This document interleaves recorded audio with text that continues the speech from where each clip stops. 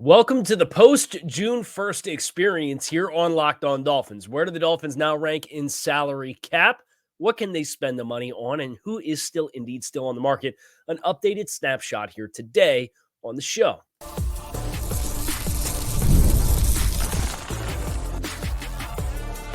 You are Locked On Dolphins, your daily Miami Dolphins podcast, part of the Locked On Podcast Network, your team every day. All right, Miami, welcome to another episode of Locked On Dolphins. It's your team every day here on the Locked On Network. I'm your host, Kyle Krabs, a lifelong Miami Dolphins fan, host of Locked On Dolphins, co-host of Locked On NFL Scouting. You can find our shows on YouTube or wherever you listen to your favorite podcast. Tip of the cap to our everydayers because it is your team every day. We don't just say it, we live it here on the Locked On Network. Today's episode of Locked On Dolphins is brought to you by FanDuel. Make every moment more. Right now, new customers get $150 in bonus bets with any winning $5 bet. It's $150 with any winning $5 bet. Visit FanDuel.com/lockedon to get started. Happy post-June 1st day to everybody.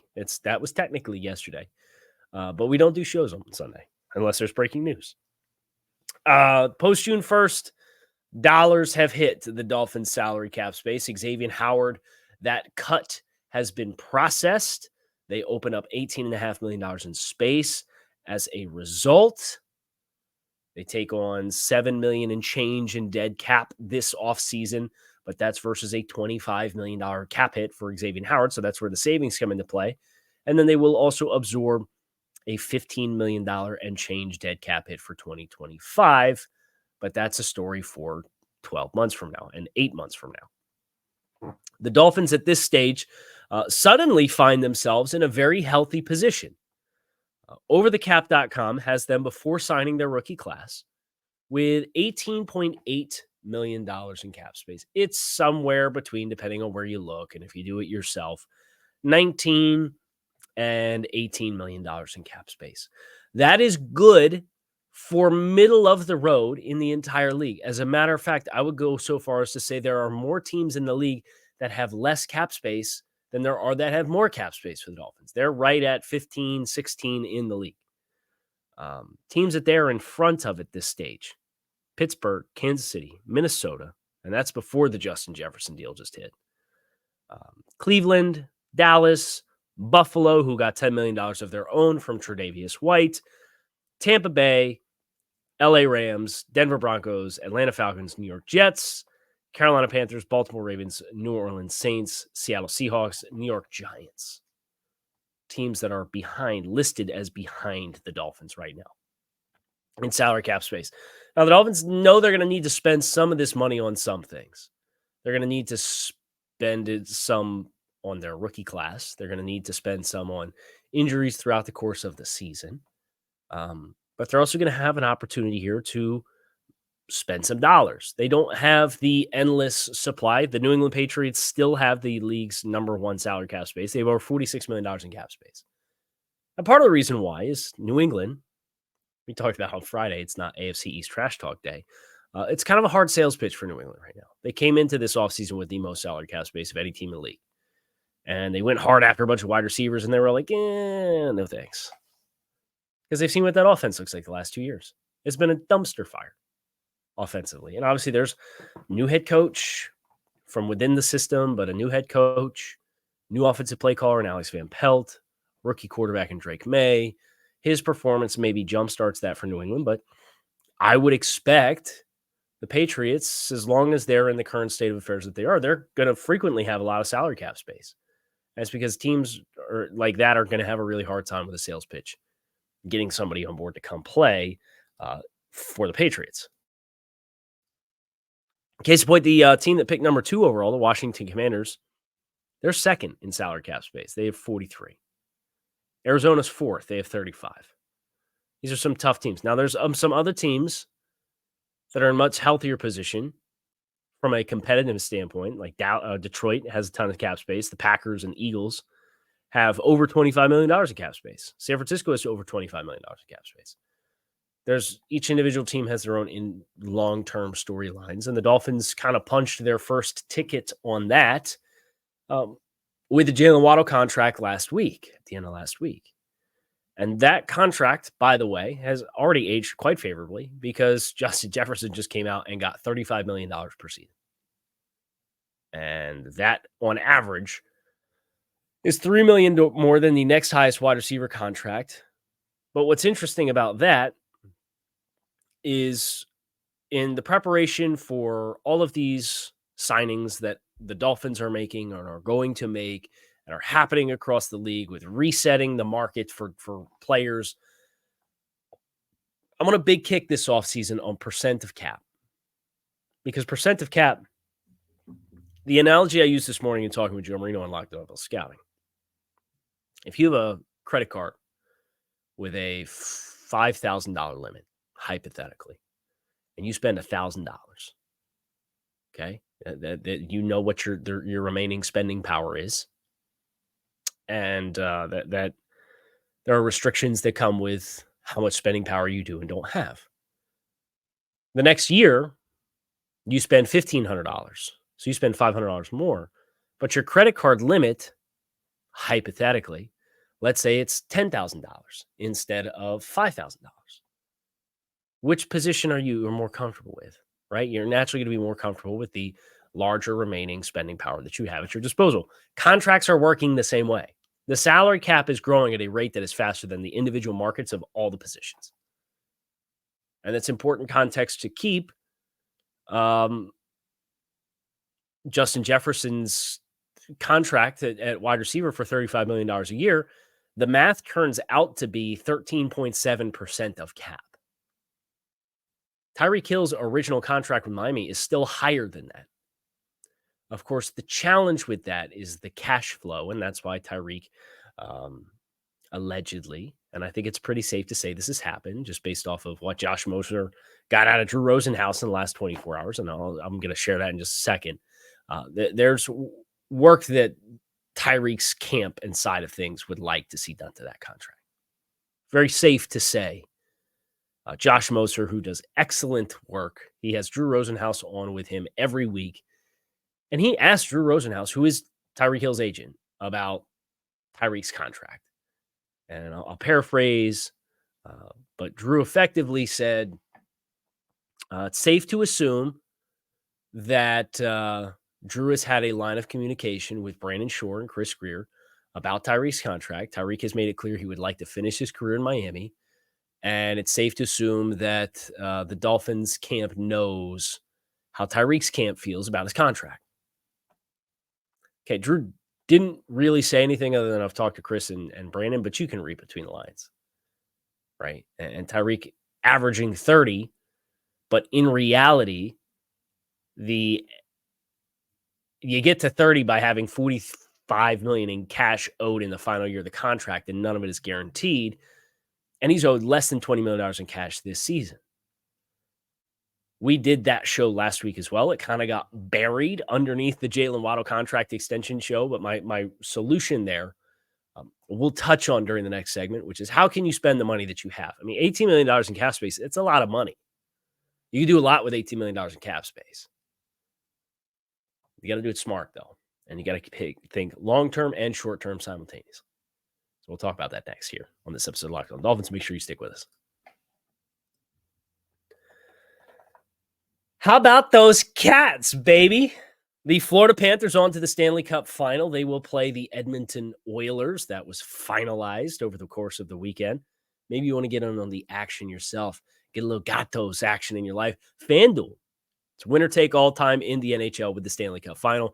FanDuel's giving you a shot to bring home a big win of your own. It's not a cup, but it's still plenty of winnings done all the same. Right now, new customers get $150 in bonus bets with any winning $5 bet. That's $150 to bet on spreads, money lines, player props, and more. Visit FanDuel.com/lockedon and make every playoff shot count with FanDuel, America's #1 sportsbook.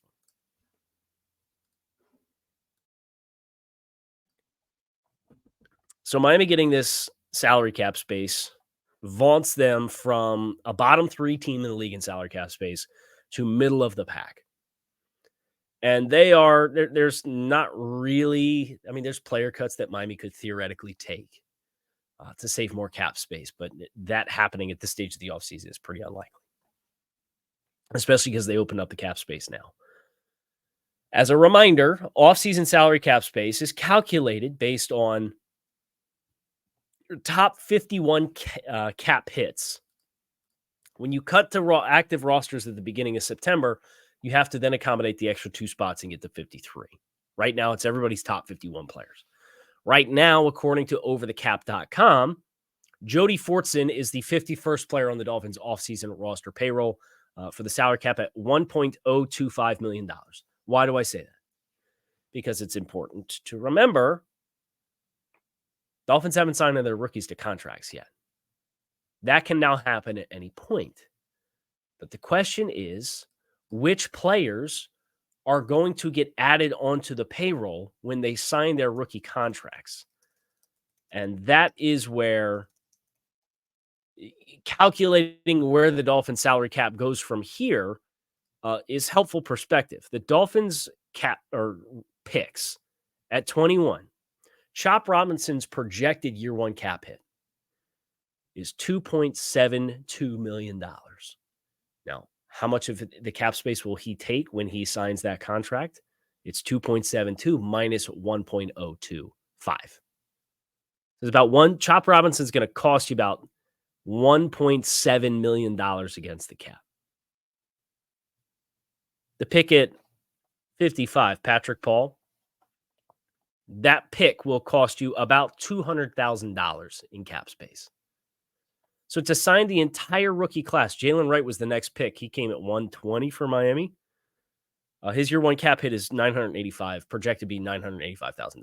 He's not going to crack the top 51.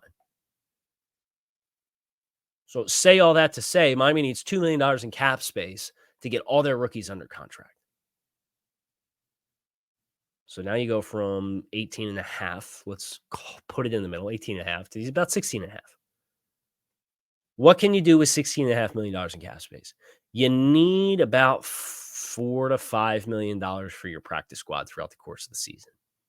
Okay, so you earmark that, put it off to the side. Now you're at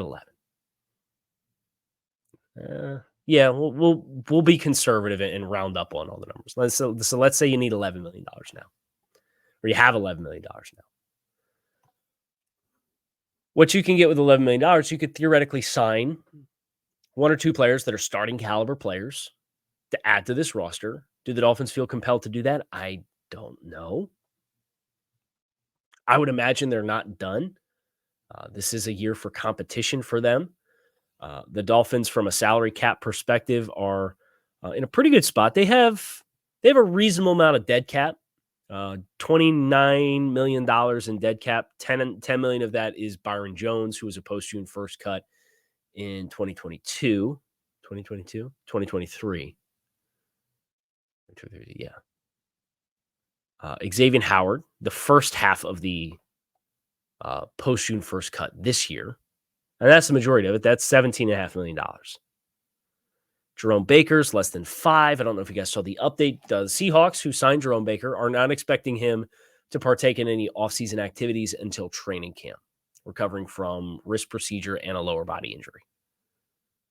That's a nice kind of transition to get a little younger with Jordan Brooks for comparable money. Emmanuel Ogbah for $4 million and Cedric Wilson for $2.5 million are kind of your heavy hitters there.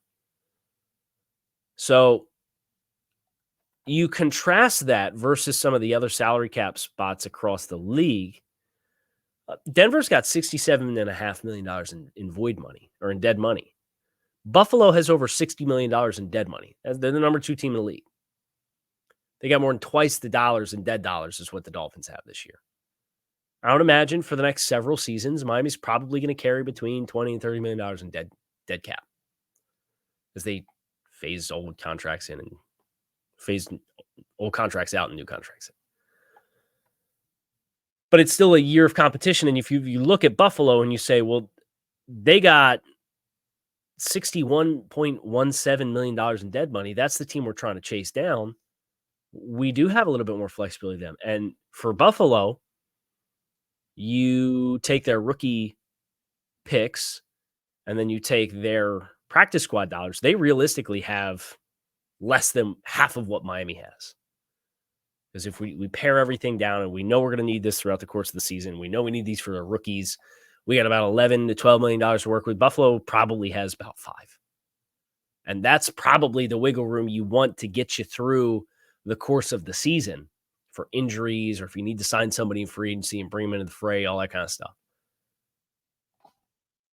So what Buffalo's got realistically is probably about what they got. Now, Miami, you could add one or two starting caliber players. I don't know, unless you get a player on a really friendly deal, I don't think you get a superstar type player.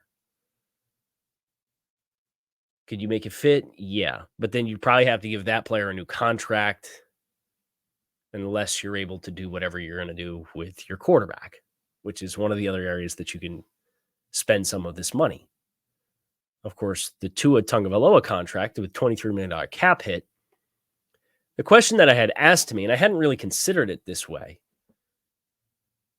would it benefit the Dolphins, or is there a way that the compromise would work between the parties as far as guaranteed money and the cash flow and all that kind of stuff, where Miami's more comfortable with it if they spend more of the cash/cap up front?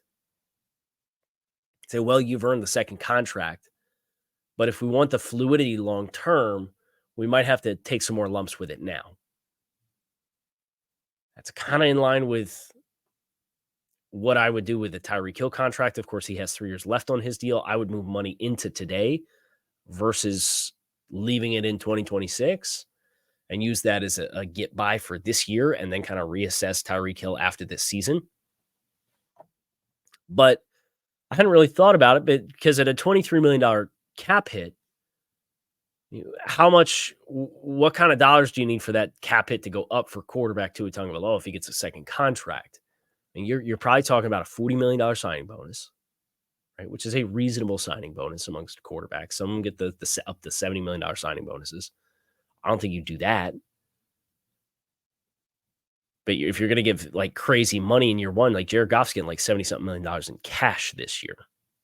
If you're going to do that, you would probably want more of it to be base salary, so that you're not prorating out the dollars, because that gives you more fluidity and flexibility long-term with what it looks like.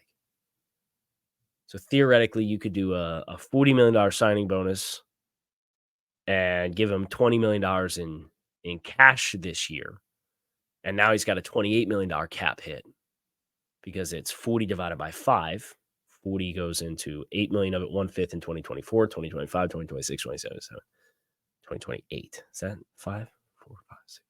Yeah, not a math guy.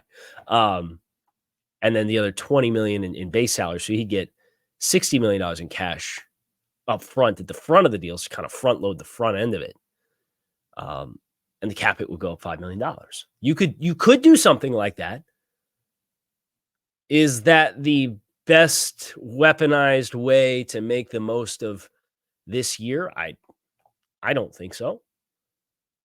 But that's part of the process of all the individual needs and wants of your players and figuring out what that looks like. You could very easily tell me they do a structure of a contract like that to have the long-term flexibility to get something done,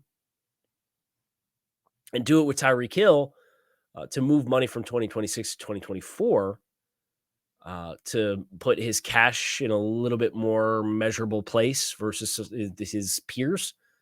And that's all your space. I don't think that's the preferred pathway to take, but that's a way you could spend it. Now, if they wanted to go outside the well and see who else is out there and what upgrades are available, who is an upgrade at this stage? That's what we're looking at last here on this episode of Locked On Dolphins. Stick with us.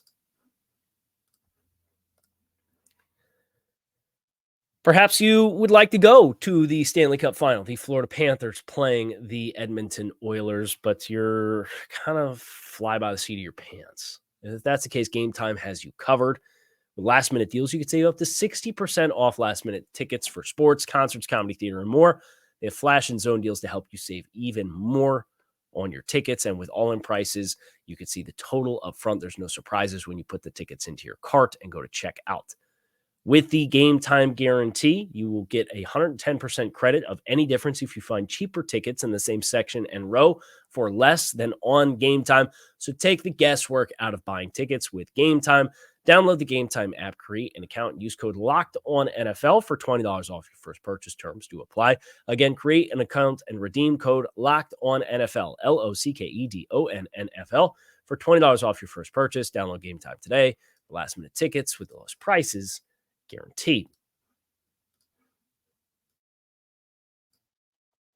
Allergies, you guys didn't ask, but they're still going crazy. So if I sound a little raspy, I'm not on the verge of tears like I was on Friday trying to talk through it. It's the best and the worst part about the show is I get the platform, I get the microphone in front of my face, but if you got a scratchy throat, you got no breaks, you got no mutes. So let's get into who is still on the market. This has kind of been a fluid thing for us throughout the course of the offseason because we've known that this hurdle was coming. We've known that these opportunities were going to exist here for Miami. It's safe to say quarterback, running back, wide receiver, there's not really anybody out there that you feel like is going to be an obvious upgrade for your team. I would say the same comfortably for tight end as well. Like if Mercedes Lewis and Blake Bell and Jimmy Graham and Tyler Kroft, who played 4% of your snaps last year, are the best available tight ends, it's not going to happen, right? It's just not going to happen. On the offensive line, David Bakhtiari is a name to acknowledge, as is DJ Humphries. Those are guys that are both in their 30s. Humphries has not had the injury issues that Bakhtiari has. Do I think either one of them is better than Teron Armstead? No. Do I think either of them are better than Austin Jackson? Probably not at this stage. Are they better than Kendall Lamb? Yeah, I think it'd probably be safe to say they're both better than Kendall Lamb. With Patrick Paul as a second-round pick that looms here, kind of takes tackle off the board anyway. But you do acknowledge that those are valuable players that do exist. On the interior offensive line, I know Phil Haynes is a name who's gotten a little bit of buzz. That the Dolphins apparently kicked the tires on that one with Phil Haynes from Seattle, who's a left guard, played about 40% of the snaps for the Seahawks last year. He has my interest. Would I say he's a definitive upgrade at right guard? No, I think he and Jack Driscoll and Liam Eichenberg kind of give you, and Robert Jones kind of give you a lot of names that are kind of in the same caliber. I watched some Phil Haynes over the weekend, and I kind of just came back and I'm like, yeah, it'd be healthy competition, but is the dollars well invested there for a fourth guy that I kind of put in the same tier? I don't know. I don't feel like that's a definitive like boost for your outlook.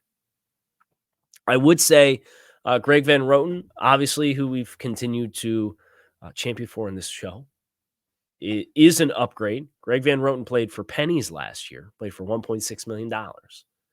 But he played 98% of the snaps for the Raiders and was quite good. He's earned more than that. I think he's a tier above. I think that's an upgraded player. A healthy Connor Williams is an upgrade for the Dolphins' interior offensive line. Is healthy Connor Williams in the picture? I don't know. I don't think so. I doubt it. Is there a luxury to get him back on a one-year deal? Would he sign it at this stage anyway, now that it's June, with his rehab process and maybe start on PUP? And maybe he's a nice kind of ace in the hole back pocket guy for when Isaiah Wynn inevitably starts to miss some time. Maybe. But what does he cost? And when do you get it? Like there's red tape there that kind of makes it a little bit more of a complicated proposition. I would say that's probably it for interior offensive linemen. That if you told me they were going to play, they would be upgrades. I think it's Connor Williams, who has red tape, and it's Greg Van Roten. I think that is the extensive list of upgrades that you have available to you in free agency at this stage. If you told me they could sign one player right now that would help you sleep better at night for what this season's outlook is going to be, it would probably be Greg Van Roten. On the interior defensive line, Calais Campbell's a popular name. 38 years old, former Miami guy. Would love to see him in the picture as kind of more rotational depth. He played over 62% of the snaps last year for the Falcons. You would imagine he probably wouldn't take that volume, but he'd be a nice extra part of the rotation. There's a couple nose tackle types out here as well that I think are upgrades over your true authentic nose in Benito Jones. Tier Tart can play on the nose, but he's not as big of a player, like from a build perspective. I'd be interested in seeing where Brian Moan is at. Played in Seattle. Came into the league in 2016. 325-pound nose tackle out of the University of Michigan. That's a name that absolutely has my interest. You also have Al Woods, who's a little bit of an older player, 37 years old. But if you're talking about a rotational guy who's an early down nose tackle type, kind of 310, fourth-round pick in 2010, has played for the Saints and the Steelers and the Bucks and the Seahawks and the Titans and the Colts and the Jags and then the Jets this past year, where he only played a handful of snaps. But a player that would absolutely have my interest, I think authentically, just like who he is as a nose tackle, is probably better than Benito Jones, but that's a low-value position. Linval Joseph with the Bills, played for Peanuts last year. He's another 35-plus-year-old guy. That's kind of the extent of authentic nose tackles that have my attention. But you have some healthy competition there if you wanted to upgrade your true nose tackle spot, unless you think Benito Jones can do it. And if you think Benito Jones can be the guy, then by all means, maybe you just want another rotational pass rush guy there. But you have more options there than you do on the interior defensive line, I would say.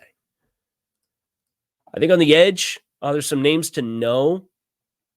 Knowing that from a vet perspective, it's probably going to be your fifth edge guy that you have between a healthy Phillips and a healthy Chubb whenever that happens. What you have in Chop Robinson and then what you have in Shaq Barrett, you're competing probably for the fifth spot. Carl Lawson, Tyus Bowser, Jerry Hughes. I really don't want to say the name Charles Harris, but I would acknowledge what he's become as a player since leaving Miami. Yannick Ngakoue, but probably going to be on the upper sphere of dollars that I don't think that would line up very well for you. Marcus Golden, Rasheem Green, maybe a little bit of a younger player, has some interest to me. You could go with the 35-year-old plus trio of vet minimum guys, the holy trinity of Dolphins playoff pass rushers and Melvin Ingram, Justin Houston, and Bruce Irvin. No, thank you. I think realistically, Shaq Lawson, Tyus Bowser, who obviously played in this Ravens system already, Jerry Hughes, Marcus Golden, Rasheem Green. I have some interest in if you're going to get the feeling that Chubb and Phillips need a little extra time. You got lots of availability there as well. And then at safety, I do think you have some options that are better starting options than Jordan Poyer. But again, I don't get the sense that this team has this appetite for this big spend at safety. I know everybody from a fan base perspective is sitting here calling it, just like they call for the Dolphins to break some of their other tendencies. It kind of feels like Poyer's been nailed in as the other starter, which means while you have Justin Simmons and Quandre Diggs out there, and I think those are the most attractive, like definitive upgrades and like needle moving players that are on the market at any position, I just don't know that the dollars are going to make sense for Miami to go either one of those to relegate Jordan Poyer to the third safety when the impression that you're getting as you feel where Jordan Poyer's at and his role within the secondary on this early stage of the offseason, kind of feels like he's got an inside track to be the safety too, which kicks you down to some other names that are of interest for sure. Tracy Walker is still available. Marcus May is available. Jaron Kearse from Dallas is available. Tashawn Gibson from San Francisco is available. These guys are all playing like meaningful snaps. They're playing like 40+, 50+% of snaps. Ryan Neal from Tampa Bay as a third safety who could play down in the box is of a little interest to me. Those are probably the names. So you look on the defensive side of the ball, if you need depth players or like a guy to be a key guy in a rotation, I think you got a lot to work with. I think your options up front on the trenches are fairly limited on the offensive side of the ball. We shall see what the Dolphins ultimately decide to do with the dollars that they have found. They will spend it on their rookie class. They will earmark some for operating budget in season between the practice squad and being able to sign free agents in season to deal with injuries if they need to. And then from there, they could reallocate cash for a number of their own guys. They could sign a few rotational guys or a key starter if they feel compelled to do so. I can't wait to see what comes. But that is where we stand as of now, Monday, June 3rd, with the Dolphins in their salary cap space in the middle of the pack in the entire league, where they can spend the money and who's still available if they want to spend it externally. That is going to do it for us here on this episode of Locked On Dolphins. I appreciate you guys checking out the show. Make it a great rest of your day. I am out of here. Fins up.